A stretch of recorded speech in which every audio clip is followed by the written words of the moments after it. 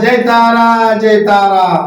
मासान मास महापवित्र पुण्य मास श्री पौष मास कृष्ण पक्ष पवित्र आज पवित्र पवित्र चतुर्थीयाम तो चंद्रवार सोमवार भगवतीर आज आज जो दिव्य दर्शन दिव्य मुहूर्त दिव्य दर्शन आज भगवती एक माँ कमन्य वेश धारण करिछि।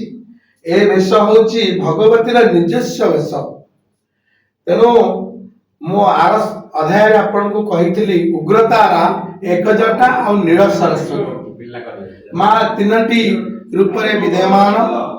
उग्रतारा कौन आज आमे उग्रतारा उपरे कार्यक्रम करिबा। उग्रतारा होछंती उग्र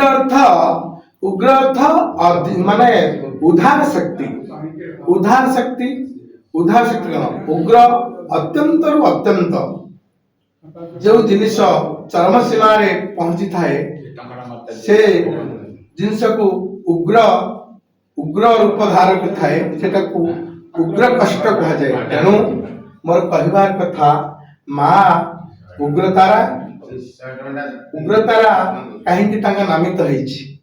उग्रतारा एथिपाई नामित होइछि उधार शक्ति माने जो प्राणी को जो कष्ट बा दुख अत्यंत अत्यंत पीड़ित होथिबा दुख कष्ट रे सेटा को उग्र कष्ट कहा जाए।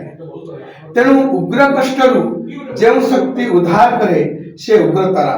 आपण मन रे एठी गोटे प्रश्नवाचक आसीबो जे उग्र अर्थ माने अत्यंत उग्र रूप अत्यंत उग्र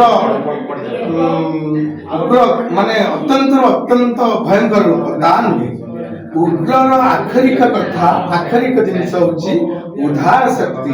अत्यंत अत्यंत कष्ट अत्यंत अत्यंत दुख को जो शक्ति उद्धार करी तत्क्षणात उद्धार करथाए से होची तारा।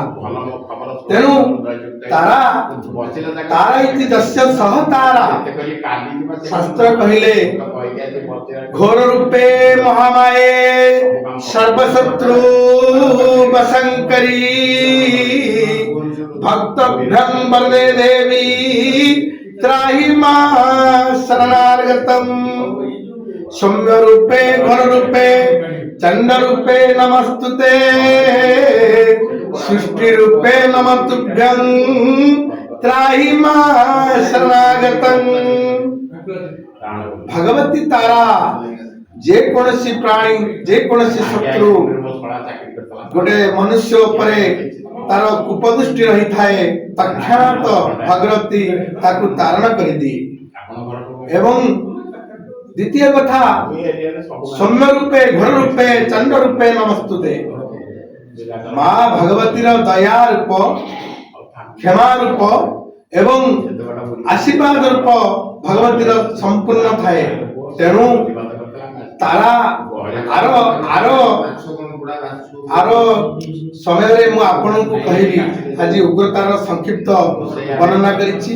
संपूर्ण वर्णना आरो अध्याय कहबी एवं तापरे एक जटा कथा कहबी तापरे नील सरस्वती कथा कहबी। आपण नित्यंत मोर समय मानकर सेवा रे लिप्त थिबारु मु आपण को संपूर्ण प्रत्येक दिन ए कार्य दे पारुनी। तेणु आपण नित्यंत देखंतु मु मझिरे मझिरे सप्ताह के 4 दिन आपण को ए कार्य रे नेबी एवं आपण निरंतर देखुथांतु ए कार्य। तेणु आपण मान के विषय सब किछि जानि परिबे। जय तारा जय तारा।